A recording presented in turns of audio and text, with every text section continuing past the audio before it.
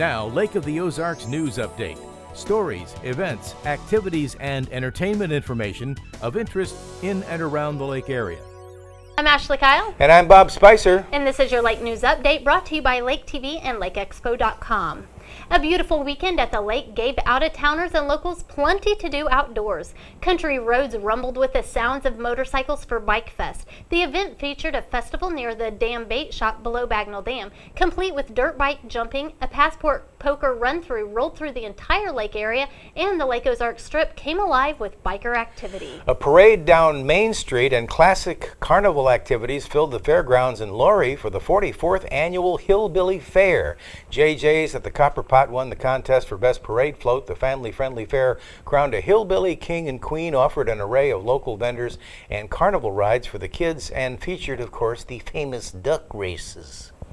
All weekend long, the Marine Dealers Fall Boat Show brought lake enthusiasts to the docks at Captain Ron's. The show featured the absolute best in boating, from personal watercraft to yachts and performance boats. Dealers offered clearance pricing to move the 2013s before next year's models hit showroom floors across the lake. If you missed this year's Fall Boat Show, be sure to make the next show at the Overland Park Convention Center in January.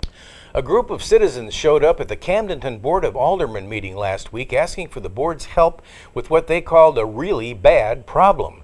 They pointed to potholes, a lack of road maintenance, and poor water drainage in the area of Roy Harmon Drive, Scotts Court, and Poplar Street. But Mayor John McNabb said the developer of those neighborhoods owns the streets, so it'll be more difficult to arrive at a solution. McNabb said the city would look into the issue, and Alderwoman Sandy Osborne pointed out this is not technically the city's problem, and any solution would have to fit in the budget and may not come quickly. Authorities arrested a man in Roach, Missouri last week who is wanted on kidnapping and sexual assault charges from 1991 in Santa Fe, New Mexico. David Anthony Garcia was arrested without incident at his home, according to the Camden County Sheriff's Office. Garcia had been previously arrested on domestic assault charges, and DNA from that arrest was a match for the crimes in Santa Fe. Authorities took Garcia to the Camden County Detention Center to await extradition to New Mexico. New developments in the 2010 Sunrise Beach double murder. Susan Van Note now faces a second murder charge, and charges have been dropped against her alleged co-conspirators. Van Note was originally charged with one count of murder from an incident that left her father and his girlfriend dead.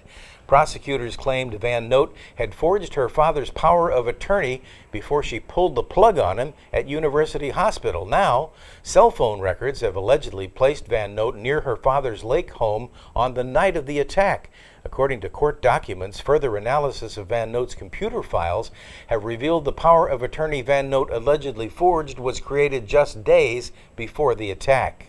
The Missouri Department of Conservation wants your thoughts on how to control a disease that poses a serious threat to the state's deer population. Chronic wasting disease was discovered in Missouri in 2010, and more than 20 cases have been confirmed since that time. The disease was first discovered in a captive deer facility, and other states struggling with the same problem have banned the importing of live deer. Missouri has not, and the Conservation Department says imported deer could transmit the disease. On Monday, September 23rd, the department will hold a public meeting in Jefferson City beginning at 6:30 p.m. at the Runge Nature Center on Highway 179. More information can be found on the Department of Conservation's website. Adopt the Shoreline is in full swing. It's scheduled to continue through the end of October. The cleanup is sponsored by Ameren, Missouri, and last year volunteers pulled, listen to this, about 48 tons of trash out of the lake. Shoreline is divided into 12 zones for the effort, and the cleanup is done only by volunteers. Contact your local zone coordinator for information on how you can volunteer. A complete list of zone coordinators can be found on Ameren, Missouri's website and at LakeExpo.com. Another group of volunteers is making a difference at the lake, but this one is in the Camdenton School District. The Volunteers in Public Schools program has seen about 300 new and returning volunteers at the district already this semester. The program matches volunteers to the tasks they can help the most, whether that means assisting students in reading and writing or helping a teacher prepare for class. For information on volunteering, visit camdentonschools.org. Fans of high school football might see a new face on the sidelines this fall. Local high schools will have Lake Regional orthopedics and sports medicine staff for support at football games this year. Lake Regional recently hired athletic trainers Katie Kittleson and Tara Moritz, and the two will be helping Morgan, Camdenton, and School of the Osage districts during the games. During the week, they'll do nutrition and medical instruction.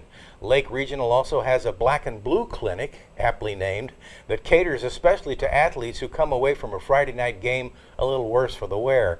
The clinic opens at 8 a.m. on Saturdays, and it's located on the second floor of Lake Regional Hospital.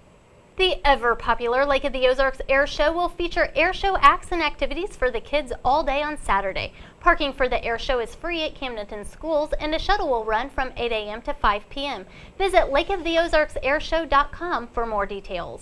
This weekend, the 13th annual Antique Tractor and Engine Show comes to the Miller County Fairgrounds up in Eldon. Show opens at 8 a.m. Friday through Sunday. Admission's $5 per person. Kids under 12 are free. Larry Stock will bring bands to Larry's on the Lake beginning Friday at 6 p.m. and ending Sunday at 10 p.m. Head out to the 31-mile marker for food, drinks, and music. And speaking of Larry's at the Lake, Lake TV was there over the weekend for the cardboard boat race. It's called Think Outside the Box. Here's what it looked like. We have top box, if you notice, down here. We've got 25 people that are all dressed in white tank tops and jean shorts, dog tags, aviators. Got a lot of support here today. We've all spent about 30 hours building this boat, and we're really looking forward to the race. Good luck to this guy. He's trying not to top boat. Yeah, way low in the water. On Saturday, the His and Hers Golf Tournament returns to Dogwood Hills. The tournament goes for 27 holes, includes 9 holes of best ball, 9 holes of scramble, 9 holes of alternate shooting. Call Dogwood Hills for tee times. Saturday evening, Wonderland Camp will present its first Wishes for Wonderland fundraiser. A cocktail reception and fundraiser auction will be held at Top Cider in Osage Beach from 6 to 9 p.m. Tickets are $10 per person. I'm Ashley Kyle. And I'm Bob Spicer. And this has been your Lake News Update, brought to you by Lake TV and LakeExpo.com.